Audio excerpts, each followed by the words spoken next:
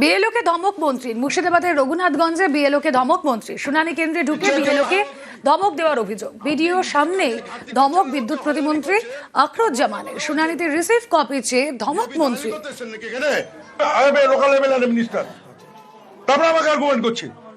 আপনাকে ক্লিয়ার বলে যাচ্ছি বিডিও সাহেব, সুপ্রিম কোর্টের জাজমেন্ট যা আছে আপনার অফিসারকে ক্লিয়ার ইনস্ট্রাকশন দেন। আমি আধ ঘন্টা পর যদি অন্য কাউন্টারে দেখি যে ভুলভাল হচ্ছে তাহলে কিন্তু কাউকে বেরোতে দেবো না। আমি মানুষকে এইভাবে অযথা ভুলভাল তথ্য আমি আর মানবো না। আপনার আধিকারিককে নির্বাচন কমিশনের সুপ্রিম কোর্টের জাজমেন্ট আছে যে প্রতিটি ভোটার তার প্রপার রিসিপ্ট পাবে। এই রিসিপ্টটা কিভাবে দিবেন, এরপর যদি ভুলভাল দেয় তাহলে কিন্তু এখান থেকে কাউকে বেরোতে দেবো না।